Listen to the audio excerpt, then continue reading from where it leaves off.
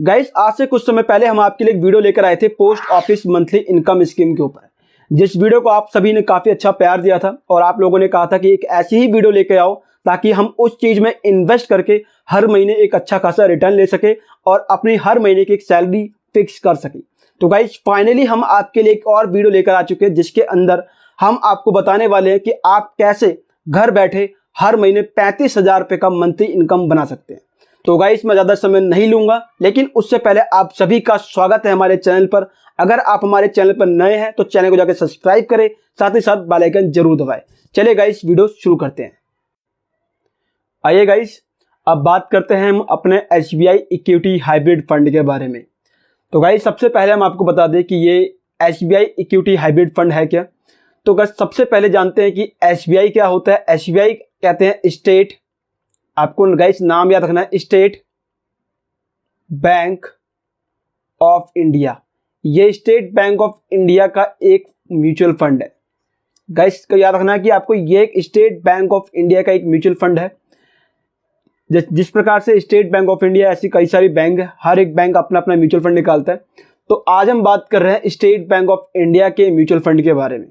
Guys इनकी एक अपनी वेबसाइट भी है SBI MF करके, उसका जो लिंक है हम आपको नीचे वीडियो के डिस्क्रिप्शन में दे देंगे ताकि आप वहां से आप इस वेबसाइट पर विजिट कर सके और इन चीज़ों को बेहतर समझ सके। ठीक है, आइए सबसे पहले बात करते हैं कि आज का जो हमारा ये म्यूचुअल फंड है यानी कि SBI इक्विटी हाइब्रिड फंड, इसके अंदर जो आपका इंटरेस्ट रहता है वो इंटरेस्ट आपको मंथली ब्याज पर आपके बैंक में ट्रांसफ़र कर दिया जाता है। जो भी आपका इंटरेस्ट कैलकुलेट किया जाता है वो इंटरेस्ट आपको मंथली ब्याज पर आपके बैंक में ट्रांसफ़र किया जाएगा।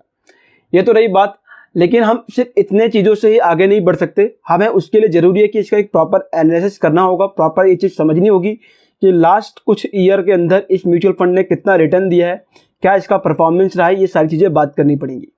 तो गाइस इस चीज़ में हम सबसे पहले बात करते हैं अपने रिटर्न के ऊपर कि इसने क्या रिटर्न दिया और क्या रिटर्न नहीं दिया है, ये चीज़ें जानना बहुत ज़रूरी है। तो गाइस आप ये देखेंगे, अगर हम बात करें तो यहाँ पे आप ये देख सकते हैं कि यहाँ पर जो इसका रिटर्न रहा है, जो इसका रिटर्न यहाँ पे देखोगे आप तो लास्ट वन मंथ के अंदर जो इसने रिटर्न दिया है, आप ये स्क्रीन पर देख सकते हैं कि इसका लास्ट 1 मंथ के अंदर रिटर्न देखोगे तो आप गाइस 1.39% का रिटर्न लास्ट 1 मंथ के अंदर भी दिया है। तो गाइस आप ये सोच सकते हो कि सिर्फ एक महीने के अंदर आपको लगभग 1.39% का रिटर्न आपको मिल रहा है। तो ये यानी कि म्यूचुअल फंड स्टार्टिंग फेज में आपको इतना प्रॉफिट दे रहा है तो आगे भी आपको प्रॉफिट देगा, इसकी गारंटी रहती है। अब बात करते हैं इसके 6 मंथ की। तो गाइस आप ये देखेंगे 6 मंथ के अंदर भी अगर आप जाते हैं तो 15.36% का रिटर्न यहाँ पर भी इसने दिया है। अगर 1 ईयर की बात करें तो 1 ईयर के अंदर भी जाओगे तो 80% का रिटर्न है, जो कि लगभग देखा जाए बाकी जितने भी रिटर्न है उन रिटर्न से सबसे ज़्यादा रिटर्न दिया है, जिसको हम मानते हैं कि ये हमारे लिए इंपॉर्टेंट रहेगा। अगर आप 1 ईयर के अंदर इन्वेस्ट करते हैं तो हो सकता है कि हमें लगभग 25% के आसपास का रिटर्न देखने को यहाँ मिल जाए। अगर बात करें 3 ईयर की, 3 ईयर में आप देखोगे तो कम से कम 13.86% यानी कि 13.86% का रिटर्न आपको यहाँ देखने को मिला है।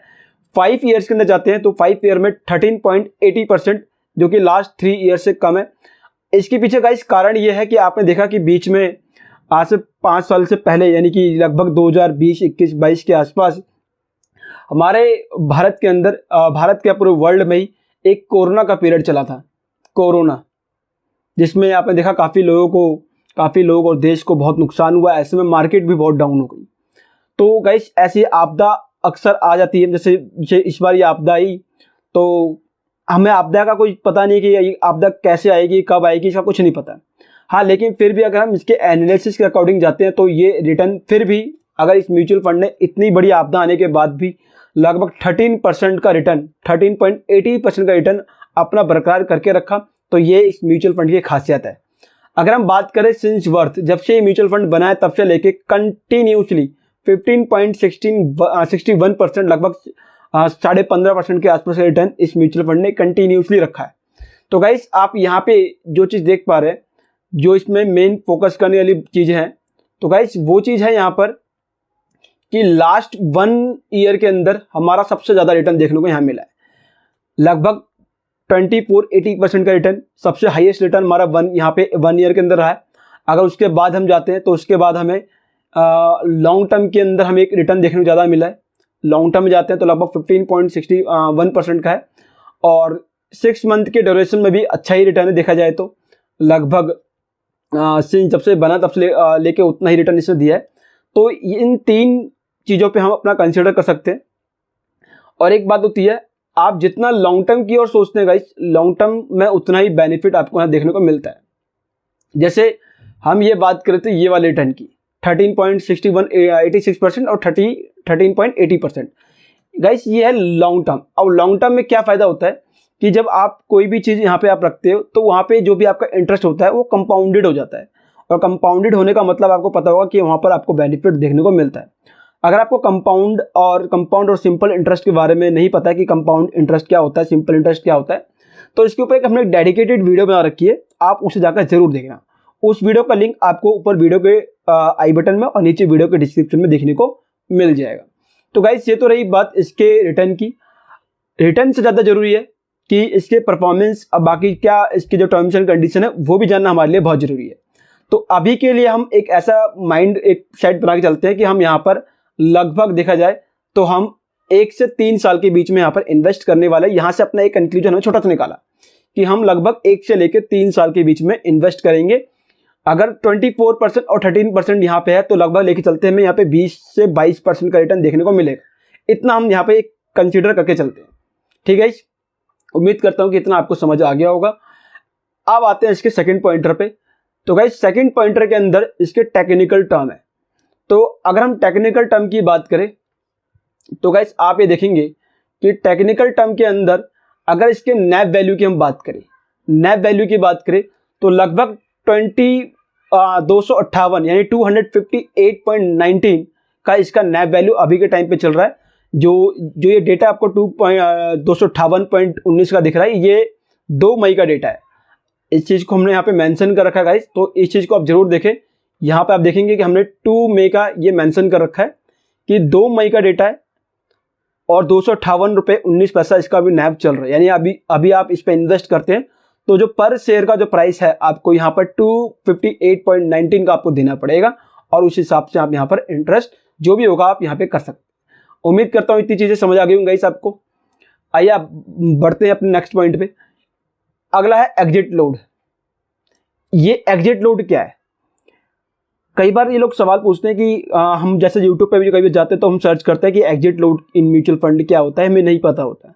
तो इस एग्जिट लोड के ऊपर हमने भी एक डेडिकेटेड शॉर्ट वीडियो बना रखा है, तो आप उसे जाकर देख सकते हैं, जिससे आपको वहाँ पर बेटर क्लैरिटी मिल पाएगी। अभी के लिए हम आपको यहाँ पर समझाने के लिए इसकी डेफिनेशन देते हैं ताकि आप यहाँ पर पॉइंट हमारे समझ सकें। तो गाइस क्या होता है, जो हमारा एग्जिट लोड होता है ये दिखाता है कि आप अगर म्यूचुअल फंड में अगर उसके टाइम पीरियड से पहले अगर आप वहाँ पे इसके यानी कि प्री मैच्योर जो भी मैच्योरिटी है उस मैच्योरिटी से पहले ही आप अपने म्यूचुअल फंड को क्लोज करवाते हैं, डीएक्टिवेट करते हैं, तो ऐसे में उस म्यूचुअल फंड के थ्रू जो ये म्यूचुअल फंड है, इस म्यूचुअल फंड ने एक परसेंटेज ऑफ डिडक्शन एक फिक्स कर रखा होता है और उस फिक्स अमाउंट को आपके प्रिंसिपल से काट लिया जाता है। जैसे एग्जाम्पल के लिए मान लो कि आपने 100 रुपये इन्वेस्ट किया। मैं एक छोटे अमाउंट से आपको समझाने की कोशिश कर रहा हूँ ताकि आप समझ पाओ। 100 रुपये का आपने इन्वेस्टमेंट किया और उस म्यूचुअल फंड की एक शर्त है कि अगर आप यहाँ म्यूचुअल फंड में इन्वेस्ट करते हैं तो लगभग आपको 1 ईयर के लिए इन्वेस्ट करना पड़ेगा। अगर मैंने 1 ईयर के लिए इन्वेस्ट किया तो ऐसे में रहेगा कि वहाँ पर आपको कि 365 डेज का एक वहाँ पे पीरियड है, आप उससे पहले क्लोज नहीं करते, क्लोज करते हैं उससे पहले तो आपको फिर वो चार्ज देना पड़ेगा। अगर आप उस जो उसका टाइम पीरियड है, टाइम पीरियड के बाद यानी कि लॉन्ग टर्म पे इन्वेस्ट करते हैं तो आपको कोई भी चार्ज नहीं देना पड़ेगा। अभी हम एक आइडिया लगाते हैं कि आपने 1 साल पहले ही वहां से अपना पैसा जो भी है म्यूचुअल फंड में डीएक्टिवेट करवा दिया, तो ऐसे में जो आपने पैसा इन्वेस्ट किया था 100 रुपये, उसका 1% यानी कि 1 रुपये काट कर आपको 99 रुपये वापसी दिया जाएगा और 1 रुपये आपसे काट लिया जाएगा। और इसके पीछे कारण क्या है? Exit load. तो ये चीज़ अक्सर इसलिए की जाती है ताकि म्यूचुअल फंड में लोग थोड़ा लॉन्ग टर्म इन्वेस्ट करें और वहाँ पे आपको प्रॉफिट देखने को मिले। उम्मीद है गाइस कि इतनी चीज़ें आपको समझ आ गई होगी कि एग्जिट लोड क्या होता है। तो हमारे इस म्यूचुअल फंड के अंदर आपको लगभग 1% का जो है वो आपको देखने को मिलेगा और ये 365 डेज के लिए है। तो लगभग 365 दिन के तक लगभग 365 दिन तक आपको यहाँ पर सर्वाइव करना पड़ेगा। 365 दिन से पहले पहले अगर आप इस म्यूचुअल फंड को क्लोज करवाते हैं या डीएक्टिवेट करवाते हैं तो ऐसे में आपको 1% का जो चार्ज है वो आपको देना पड़ेगा। गाइस मैं उम्मीद कर रहा हूँ कि आपको समझ आ रहा होगा। आइए बात करते हैं एक्सपेंस रेशियो। एक्सपेंस रेशियो क्या है? एक्सपेंस रेशियो यहाँ पर 1.41% का है। तो अगर आपको एक्सपेंस रेशियो के बारे में ज़्यादा नहीं पता है तो इसके ऊपर भी हमारा एक डेडिकेटेड शॉर्ट वीडियो है, उसका भी लिंक आपको नीचे वीडियो के डिस्क्रिप्शन में देखने को मिलेगा, जाइए आप उसको समझिए। तो अभी के लिए बताते हैं कि एक्सपेंस रेशियो क्या होता है। जैसे आपने किसी भी म्यूचुअल फंड में मान लो कि 1 लाख रुपए इन्वेस्ट किया, अब आपने 1 लाख रुपए इन्वेस्ट तो कर दिया, लेकिन आपके 1 लाख रुपए का कौन संभालेगा? उसको संभालने वाला व्यक्ति कौन होगा? Fund manager. अब आपका फंड में जो मैनेजर है वो आपके पैसे क्यों संभालने के लिए कुछ तो चाहिए उसको, तो वो कुछ पैसा कम लेगा। तो आपके फंड को मैनेज करने के लिए एक एक्सपेंस रेशियो फिक्स किया जाता है, और एक्सपेंस रेशियो जो फंड मैनेजर डिसाइड करता है कि अगर आप हमें इतना पैसा देते हो तो उसमें हम इतना चार्ज काटेंगे और बाकी आपका पैसा हम इन्वेस्ट करेंगे, मैनेज करेंगे। और एक्सपेंस रेशियो क्या होता है? देखो जितना ज़्यादा एक्सपेंस रेशियो होगा वहाँ पे आपको रिटर्न देखने को कम मिलता है, क्योंकि एक्सपेंस जो ज़्यादा होगा तो आपका जो फंड मैनेजर होगा उतना ही चार्ज आपको काट के वहाँ से ले लेगा। तो एक्सपेंस रेशियो कम हो तो ही आपको इस म्यूचुअल फंड में एक बेनिफिट देखने को मिलता है। तो यहाँ पे लगभग 1.41% का जो एक्सपेंस रेशियो है रहने वाला है। अगर बात करें इस वाले हमारे म्यूचुअल फंड की उम्र की यानी कि एज की, तो लगभग 29 साल हो चुके हैं गाइस। 29 साल इस म्यूचुअल फंड को बने हुए हो चुके हैं। तो आप समझ सकते हैं कि जिस म्यूचुअल फंड को 29 साल हो चुके हैं, इतना लंबा समय हो चुका है, तो उस म्यूचुअल फंड की परफॉर्मेंस काफ़ी अच्छी होगी, क्योंकि मार्केट का उसका एक्सपीरियंस है। अब बात करते हैं स्कीम, किस टाइप की स्कीम है। तो गाइस ये एक रेगुलर स्कीम है, तो रेगुलर उम्मीद है आपको समझ आ रहा होगा। अब बात करते हैं ऑम। ये ऑम क्या होता है? ये ऑम किसी भी म्यूचुअल फंड की टोटल वैल्यू को शो करता है कि उस म्यूचुअल फंड का टोटल जो वैल्यू है वो वैल्यू क्या है। तो यहाँ पे आप देखेंगे कि यहाँ पर 67,196.16 करोड़ का यहाँ का आपको जो ये वैल्यू है देखने को मिलने वाला है। तो ये अपने आप में एक बहुत बड़ा आज का ऑम साइज है, जो कि दिखाता है कि इस म्यूचुअल फंड के अंदर काफ़ी पोटेंशियल है। ठीक है गाइस, आइए बात करते हैं हमारे नेक्स्ट पॉइंटर के ऊपर। तो हमारा नेक्स्ट पॉइंटर है गाइस इन्वेस्टमेंट अमाउंट। आपको यहाँ पे कितना पैसा इन्वेस्ट करना है मिनिमम। तो अगर आप बात करते हैं यहाँ पर, तो अगर आप एसआईपी करते हैं तो एसआईपी के अंदर देखो 2 तरीके से हम इन्वेस्टमेंट करते हैं। पहले तो ये हमें समझना पड़ेगा, या तो हम एसआईपी करते हैं या तो हम लमसम करते हैं। यही 2 चीज़ें तरीके होते हैं जैसे हम यहाँ पर इन्वेस्टमेंट का एक तरीका रखते हैं। अब रही बात, आप एसआईपी करिए चाहे लमसम करिए, पहले इसके लिए अब जरूरी है कि आपको एसआईपी लमसम समझना पड़ेगा। इसके ऊपर भी हमने एक डेडिकेटेड वीडियो बना रखी है एसआईपी और लमसम के ऊपर। तो एसआईपी क्या होती है? वैसे तो उस जो वीडियो का लिंक है, सारी वीडियो का लिंक आपको नीचे वीडियो के डिस्क्रिप्शन और ऊपर आई बटन में मिल जाएगा, ताकि आप उन चीज़ों को भी समझ पाए। एसआईपी का मतलब होता है कि आप किसी म्यूचुअल फंड में जो भी इन्वेस्टमेंट कर रहे हो वो एक इन्वेस्टमेंट सिस्टमैटिक तरीके से होता है। एक सिस्टमैटिक तरीका होता है कि आप कैसे किस तरीके से वहाँ पर पैसा इन्वेस्ट करने वाले हैं। या तो सिस्टमैटिक तरीका ये होगा कि आप हर महीने इन्वेस्ट करें, या 6 महीने में एक बार करें, साल में एक बार करें, एनुअली करें। अब जैसे मान लो कि मैंने 5 साल के लिए पैसा इन्वेस्ट करना है। अब मुझे 5 साल के लिए पैसा इन्वेस्ट करना है, मैं एक बार में तो पैसे इकट्ठा नहीं कर सकता क्योंकि मेरी तो कैपेसिटी नहीं है। तो ऐसे में हम क्या करते हैं, उस म्यूचुअल फंड के अंदर एक एसआईपी खुलवा लेते हैं। एसआईपी की हर महीने हम 2-2 हज़ार रुपये इन्वेस्ट करेंगे, और ऐसे करके करते करते 5 साल तक इन्वेस्ट करेंगे, और 5 साल के बाद जो भी हमारे पास टोटल वैल्यू होगा, जो भी हमारा पोर्टफोलियो होगा, वो हमको मिल जाएगा। तो गाइस ये एसआईपी होता है। लेकिन लमसम में क्या होता है, हम एक ही बार में पैसा इन्वेस्ट कर देते हैं। जैसे मान लो कि मुझे 1 लाख रुपए इन्वेस्ट करना है, तो मैं 1 लाख रुपए फर्स्ट डे के अंदर ही इन्वेस्ट कर दूंगा, और उसके बाद 5 साल तक कोई पैसा इन्वेस्ट नहीं करूंगा। 5 साल के बाद मुझे पोर्टफोलियो जो बनेगा वो मैं ले लूंगा। तो गाइस उम्मीद करता हूँ कि ये आपको ये चीज़ समझ आ रहा होगा। तो अगर हम बात करें हमारे इस म्यूचुअल फंड के अंदर जो हमारा एसआईपी है, मिनिमम एसआईपी और मिनिमम लमसम के लिए बात करते हैं, तो अगर आप एसआईपी में जाते हो लगभग 500 रुपये आपको यहाँ पर देना पड़ेगा, और लमसम के अंदर मिनिमम है 1000 रुपये। अगर आप एसआईपी करते हो तो 500 के साथ, अगर लमसम करते हो तो आप 1000 के साथ। अब बात करते हैं मैक्सिमम की। तो मैक्सिमम में अगर जाते हैं तो एसआईपी के अंदर कोई लिमिट नहीं है। अगर हम जाते हैं लमसम के अंदर मैक्सिमम की, तो यहाँ पर भी कोई लिमिट नहीं है। तो मैक्सिमम तो आप जितना मर्जी कर लीजिए, लेकिन मिनिमम के अंदर एक दायरा है। मिनिमम में क्या है, आपको लगभग 500 रुपये यहाँ पे एसआईपी के अंदर और 1000 रुपये आपको लमसम के अंदर इन्वेस्ट करने पड़ेंगे। उम्मीद कर रहा हूँ गाइस आपको समझ आ गया होगा। अब बात करते हैं इसके रिस्क की। यहाँ पर कितना रिस्क है ये भी चीज़ें समझना हमारे लिए बहुत जरूरी है। आइए बात करते हैं। तो गाइस आप यहाँ पे देखेंगे हमारा जो रिस्क होता है वो कैलकुलेट डिफरेंट फैक्टर से होता है। एक होता है शार्प रेशियो, एक बीटा, एक अल्फा। इसके अलावा भी हमारे पास बहुत ट्रिगर्ड अमाउंट, बहुत सारी चीज़ें होती हैं, लेकिन इन चीज़ों से हम अपने रिस्क को समझ सकते हैं कि यहाँ पे क्या रिस्क रहने वाला है। अगर शार्प रेशियो की बात करें तो हमारा शार्प रेशियो 0.93 का है। ऐसी बीटा की बात करें तो 0.73 का है, और ऐसी अल्फा की बात करें तो 1.26 का अल्फा हमारा रहने वाला है। अब इनका जो हमारा इनकी वैल्यू है, इस वैल्यू का मतलब क्या है अब ये समझते हैं।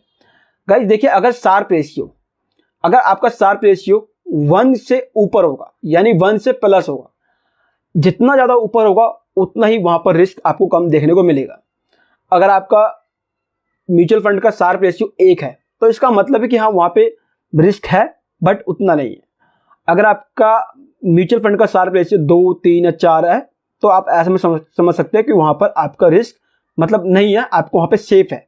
लेकिन हमारे केस में यहाँ पे 0.93 यानी कि 1 से भी कम है तो आपको यहाँ पे रिस्क बहुत ज़्यादा देखने को मिलने वाला है। यहाँ पे वेरी हाई रिस्क रहने वाला गाइस। हाँ देखो, कई बार होता है कि नए नए बिगिनर्स आते हैं तो ये देख कर डर जाते हैं कि भाई हाई रिस्क है तो हम यहाँ पे इन्वेस्ट नहीं कर सकते। गाइस सिर्फ रिस्क को मत देखिए, आप ये भी देखिए कि इसका परफॉर्मेंस क्या है, उसके मार्केट कंडीशंस क्या है, मार्केट में क्या इसकी न्यूज़ चल रही है, ये सारी चीज़ें देख के ही इन्वेस्ट की जाती है।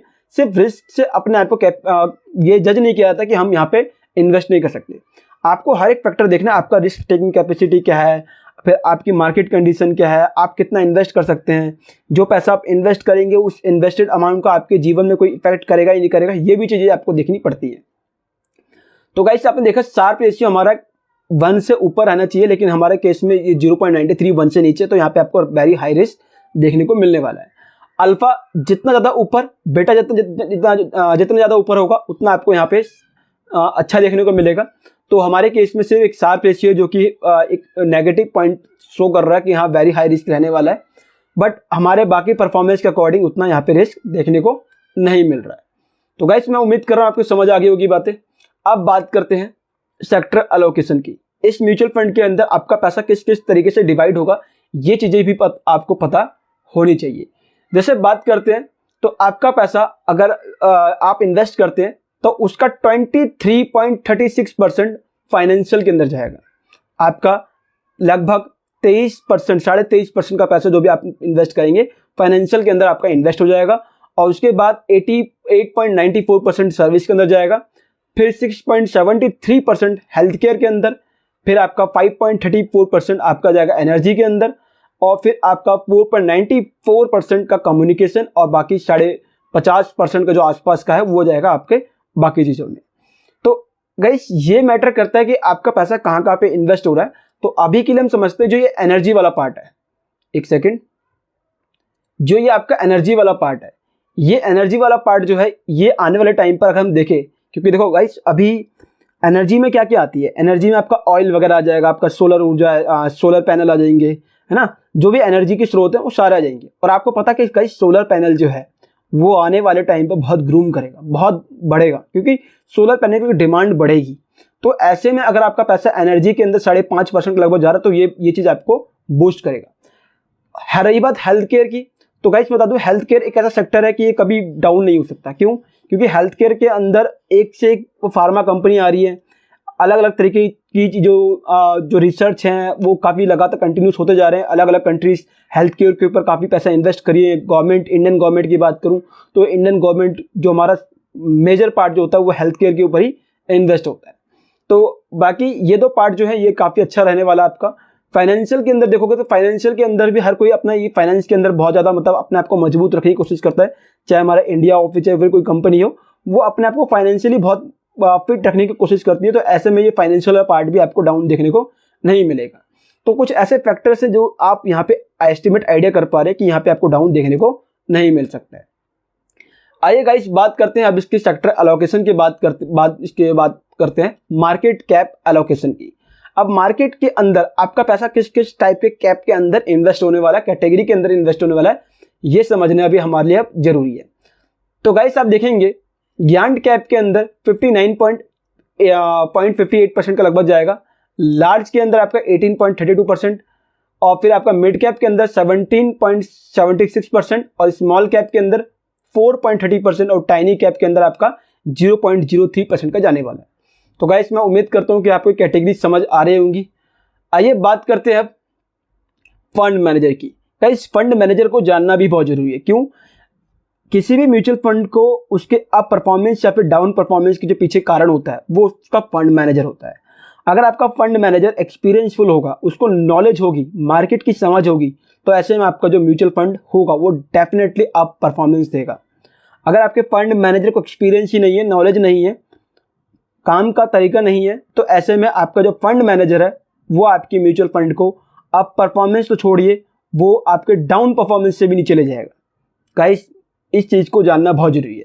तो हमारे केस के अंदर आप ये देखेंगे, तो आज हम अपने फंड मैनेजर, इस म्यूचुअल फंड का जो फंड मैनेजर है हम उसकी बात करते हैं। तो पहले नंबर पे आपका प्रदीप केशवन है, फिर आपका रामल अय्यर श्रीनिवास है, फिर दिनेश आहूजा हो गया आपके, फिर राजीव राधाकृष्णन है, फिर आपके मानसी सजेजा है, फिर आपके मोहित जैन है। तो लगभग 6 फंड मैनेजर एक म्यूचुअल फंड को संभाल रहे हैं। अब आप कहोगे इतने सारे फंड मैनेजर एक म्यूचुअल फंड को कैसे? तो गाइस मैं बता दूं कि जो हमारा ये इक्विटी हाइब्रिड फंड है ये सिर्फ इकलौता फंड नहीं है, इसके अंदर भी काफ़ी सारे टाइप के फंड्स आते हैं। जैसे रेगुलर हो गया, फिर जीडीडी हो गई, फिर ग्रोथ वाला प्लान हो गया, है ना। तो काफ़ी सारे इसके अंदर भी कैटेगरीज आती है। तो अलग अलग कैटेगरीज के लिए ये जो फंड मैनेजर काम करते हैं। लेकिन सारे के सारे जो फंड मैनेजर है वो एक डिवाइडेड कैटेगरीज होती हैं, बट ये सब मिलजुल के काम करते हैं और ये डिपेंड करता है कि इनका एक्सपीरियंस कितना है, और एक्सपीरियंस के बिहाफ पर हम पता कर सकते हैं। तो गाइस यहाँ बात करते हैं, सबसे पहले बात करते हैं प्रदीप केशवन की। तो लगभग 2023 में इन्होंने ज्वाइन किया था और अब तक लगभग 1 साल हो चुका है और 1 साल से लगातार ये काम कर रहे हैं। तो लगभग इस म्यूचुअल फंड के अंदर इनको 1 साल हो चुका है। रामल अय्यर श्रीनिवास की बात करते तो 2012 से यहाँ पे जॉब कर रहे हैं और 2024 हो चुका, लगभग 12 साढ़े 12 साल के आसपास का उनका एक्सपीरियंस हो चुका है। और दिनेश आहूजा की बात करें तो 2011 में ज्वाइन किया था, लगभग 13 साल हो चुका है। और फिर राजीव राधाकृष्णन है, उन्होंने 1 साल पहले ज्वाइन किया, 2023 में किया था। और फिर मानसी सजेजा ने भी 2023 में किया था और मोहित जैन ने भी 2020 में लगभग 4 साल पहले किया था। तो हमारे पास लगभग देखा जाए तो 2 ऐसे फंड मैनेजर हैं जिनके पास काफ़ी एक्सपीरियंस है, जिसमें हमारा बात होता है रामल अय्यर की और एक दिनेश आहूजा की, जिनके पास लगभग 12-13 साल का एक्सपीरियंस है, जो कि अपने ही आप में एक पॉजिटिविटी को शो करता है और इस म्यूचुअल फंड के अंदर पोटेंशियल को शो करता है। ठीक है। और लगभग मोहित जैन भी अगर देखा जाए तो लगभग 4 साल का एक्सपीरियंस है, वो भी कोई कम नहीं होता है। और बाकी न्यूली हायर्ड है तो लगभग 1-2 साल का एक्सपीरियंस इनको भी है। तो 3 तो हमारे पास ऐसे फंड मैनेजर हैं जो कि इस म्यूचुअल फंड को ऊपर उठा सकते हैं, जिनको लंबा एक्सपीरियंस है मार्केट का। तो गाइस मैं उम्मीद कर रहा हूँ कि ये चीज़ें आपको समझ आ रही होंगी। अब बात करते हैं हमारे सेकंड पॉइंटर के ऊपर। 1 सेकंड। तो हमारा गाइस अगला है, बात करते हैं कि आप जब पैसा इन्वेस्ट करेंगे तो आपका पैसा किस किस कंपनियों के अंदर इन्वेस्ट होगा, ये जानना हमारे लिए बहुत जरूरी है। देखो गाइस क्या होता है, 1 सेकंड, यहाँ देखिए आप। तो अगर हम बात करें इस म्यूचुअल फंड के अंदर, आपका सबसे पहले पैसा इन्वेस्ट होगा भारतीय एयरटेल के अंदर। लगभग देखा जाए तो 70.11% का जो आपका यहाँ पे लगभग इन्वेस्ट होने वाला है। अभी का जो इसका ये दिखा रहा है, हाँ ठीक है। तो भारतीय एयरटेल के अंदर आपका इन्वेस्ट होने वाला है।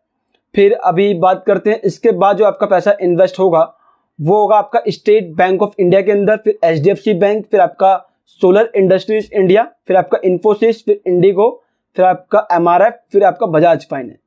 तो इस तरीके से आपका म्यूचुअल फंड में पैसा इन्वेस्ट होने वाला है। अब हमने स्टार्टिंग में बात की तो ये किन किन सेक्टर्स के अंदर आते हैं, तो आपके सेक्टर्स आप ये देख सकते हैं। और ये कौन कौन सेक्टर है गाइस, तो आपका कम्युनिकेशन सेक्टर, फिर आपका फाइनेंशियल सेक्टर, फिर ये भी आपका फाइनेंशियल है, फिर केमिकल, फिर टेक्नोलॉजी, फिर सर्विस, ऑटोमोबाइल, फाइनेंशियल। तो आपने कैटेगरी देखी किस किस कैटेगरी के अकॉर्डिंग आपका पैसा यहाँ पर इन्वेस्ट हो रहा है, ये चीज़ें आपको समझना अभी जरूरी है। तो अब हम बात करते हैं यहाँ पर HDFC बैंक की। ये देखो HDFC बैंक, यहाँ पे HDFC बैंक का परफॉर्मेंस देखोगे तो अभी ये 12.74 ये माइनस में चल रहा है। तो ये HDFC बैंक के कारण ही एक छोटा सा यहाँ पे डाउनफॉल देखने को मिल रहा है, क्योंकि इसकी परफॉर्मेंस थोड़ी सी डाउन हुई है अभी। बट जरूरी नहीं कि अभी डाउन है तो ये आगे भी डाउन रहेगा, ये हो सकता है नेक्स्ट नेक्स्ट 1 मंथ के अंदर या 2 मंथ के अंदर इसमें भी एक परफॉर्मेंस देखने को मिल जाए। तो ऐसे में हमारे लिए ज़रूरी है कि आप किसी भी म्यूचुअल फंड में इन्वेस्ट करिए तो जो इनके टॉप होल्डिंग कंपनीज हैं, ये दिख रहे हैं, इनके भी परफॉर्मेंस को आप देखिए कि इनका इंडिविजुअल परफॉर्मेंस कैसा है। अगर इनका इंडिविजुअल परफॉर्मेंस होगा तभी तो हम कह सकते हैं गाइस कि इसका कलेक्टिव जो परफॉर्मेंस है वो बेस्ट है। तो हमारे केस में आप ये देख सकते हैं सारे के सारे ग्रीन जोन के अंदर दिख रहे हैं। अगर ये रेड जोन में होते तो इस म्यूचुअल फंड का जो परफॉर्मेंस डाउन में रहता, बट सारे के सारे हमारे इसमें ग्रीन जोन में सिवाय एक को छोड़कर, जो कि हमें हमारे जो भी हमारा एनालिसिस है, हमारे एक्सपीरियंस के अकॉर्डिंग ये भी 1 और 2 मंथ के अंदर अंदर ये भी आपके परफॉर्मेंस में आ जाएगा। तो गाइस मैं उम्मीद कर रहा हूँ कि इतनी बात आपको यहाँ पर समझ आ गई होगी। देखो अब मेन पार्ट आता है कि आपको कैलकुलेशन करके भी पता होना चाहिए कि आप यहाँ पे इन्वेस्ट करते तो आपको कितना पैसा इन्वेस्ट करेंगे तो आपको on an average her month कुछ आपका डिसेंट अमाउंट बन जाएगा, जिससे आपका हर एक चीज निकल जाएगा। तो गाइस बात करते हैं इसके कैलकुलेशन पार्ट पर। तो गाइस ये कैलकुलेशन पार्ट है, यहाँ पे देखिए इन्वेस्टेड अमाउंट, पहले हम यहाँ पे एक थोड़ा सा ऊपर कर लेते हैं ताकि हम इसको बेटर समझ पाए। यहाँ देखिए जैसे मान लो गाइस मैं इसमें मानता हूं कि मैं लगभग 10 लाख रुपए इन्वेस्ट करने जा रहा हूं। मैंने यहाँ पे 10 लाख का अमाउंट डाल दिया, एक सेकेंड, हाँ 10 लाख का अमाउंट डाला मैंने यहाँ पर। अब आप ये देख पाएंगे 10 लाख के मतलब इन्वेस्टमेंट करता हूं और आपने देखा कि मुझे 1 ईयर में लगभग 24% का रिटर्न मिला था। तो मैं एक काम करता हूँ 1-2% कम लेके चलता हूँ, मैंने 22% का रिटर्न ले लिया। यहाँ पर कैलकुलेट पे क्लिक किया तो गाइस आप यहाँ पर इधर देखिए आप मंथली इंटरेस्ट कितना मिल रहा है गाइस, यहाँ पर आपको देख पा रहे हैं आप इधर 17,997 रुपये आपको मंथली इंटरेस्ट देखने को यहाँ पर मिलेगा। अगर आप 10 लाख रुपए इन्वेस्ट करते हैं तो 17,997 रुपये आपको हर महीने आपके बैंक में क्रेडिट किया जाएगा। अगर हम अपने थोड़ा सा इस अमाउंट को बढ़ा देते हैं, एक सेकेंड, हम अपने अमाउंट को बढ़ाते हैं 10 लाख से बढ़ाकर हम कर देते हैं यहाँ पर 20 लाख। देखो गाइस अब आप सोचोगे कि यहाँ पर हमारे पास तो इतना पैसा ही नहीं है, तो गाइस आप अपने हिसाब से जितनी आपकी कैपेसिटी है आप कैपेसिटी के अकॉर्डिंग इन्वेस्ट करिए। आपको जरूरी नहीं है कि आपको दूसरों को देखकर मैक्सिमम इन्वेस्ट करना है गाइस, ऐसा नहीं करना है। ना ही आपको किसी से लोन लेकर या पैसा कर्जे में लेकर इन्वेस्ट करना है, ऐसा कभी मत करना गाइस। आपके पास जो पैसा पड़ा है, अगर आपको लगता है कि मैं इतना इन्वेस्ट कर सकता हूँ और इस इन्वेस्टेड अमाउंट के कुछ भी हो जाने से मुझे फर्क नहीं पड़ता, तो ही इन्वेस्ट करें, वरना ना करें। ये हमारी एक सलाह है, आपको एडवाइस है। आप किसी के भी कहने पर या किसी के बोलने पर इन्वेस्ट मत करिए। आपके खुद की चॉइस, आपके खुद के सोच विचार के बाद आपको यहाँ पर इन्वेस्ट करना है, ठीक है। अगर मान लो कि मैं यहाँ पर 20 लाख रुपए का इन्वेस्टमेंट रखता हूँ और 22% कैलकुलेशन रखता हूँ, तो गाइस आप ये देख पाएंगे कि यहाँ पर मुझे रिटर्न देखने को मिल रहा है वो 35,994 रुपये का रिटर्न देखने को मिलेगा। आप ये देख सकते हैं 35,994 रुपये का आपको यहाँ पे रिटर्न देखने को मिल रहा है। और गाइस यही चीज़ हमने आपको स्टार्टिंग में बताया था कि लगभग 35,000 रुपये आपको यहाँ पे घर बैठे बैठे हर महीने मिल सकता है अगर आप इस म्यूचुअल फंड में इन्वेस्ट करते हैं। तो गाइस मैं उम्मीद कर रहा हूँ कि आपको ये चीज़ समझ आ रही होगी। तो हमने जो भी यहाँ पे आपको बताने की कोशिश करी कि आप जितना ज़्यादा आप यहाँ पे इन्वेस्टमेंट रखोगे उतना ज़्यादा आपको यहाँ पे प्रॉफिट देखने को मिलेगा। तो गाइस मैं उम्मीद कर रहा हूँ कि यहाँ पे आप कैलकुलेशन जो भी है आप अपने हिसाब से भी कैलकुलेट करके देखिए। और लास्ट में एक बात मैं ज़रूर कहूँगा, किसी भी म्यूचुअल फंड में इन्वेस्ट करने से पहले आप कुछ पॉइंट्स ऐसे होते हैं, उन पॉइंट पर आपको ध्यान देना होता है। बिना उन बातों को ध्यान में दिए आप कहीं पर भी किसी भी तरीकों में इन्वेस्ट मत करिए। हमने ना इस चीज़ के ऊपर एक डेडिकेटेड वीडियो बनाया है कि आपको इन्वेस्टमेंट से पहले, किसी भी म्यूचुअल फंड में इन्वेस्ट करने से पहले या शेयर मार्केट में इन्वेस्ट करने से पहले किन चीज़ों को ध्यान में रखना चाहिए, इस चीज़ के ऊपर हमारी एक डेडिकेटेड वीडियो है। तो गाइस उस वीडियो का लिंक आपको नीचे वीडियो के डिस्क्रिप्शन में। गाइस इस वीडियो में हमने आपको बताया कि आपको यहाँ पर किस प्रकार से आपको इन्वेस्ट करना चाहिए, और साथ ही साथ हमने आपको इस वीडियो में बताया कि यहाँ पर इस म्यूचुअल फंड के अंदर जो खासियत में आपका जो टेक्निकल टर्म्स है, exit load, expense ratio, Om, और आपको जो नैव चेंज है, इन हर एक चीज़ पर हमने एक डिटेल में बात किया। साथ ही साथ आपको ये भी बताया कि इनके ऊपर जो हाई रिटर्न्स हैं वो किस किस प्रकार से यहाँ पर रिटर्न हमको देखने को मिले हैं, और आपको यहाँ पर कितना इन्वेस्ट करने पर आपको कितना रिटर्न देखने को मिलेगा। ये सारी चीज़ें हमने इस वीडियो में बात करी। मुझे उम्मीद है कि गाइस आपको ये वीडियो अच्छी लगी होगी। अगर आपको वीडियो अच्छी लगी है तो वीडियो को लाइक करें, चैनल को सब्सक्राइब करें, साथ ही साथ बेल आइकन जरूर दबाएं। चलिए गाइस मिलते हैं नेक्स्ट वीडियो में, तब तक के लिए बाय बाय, जय हिंद।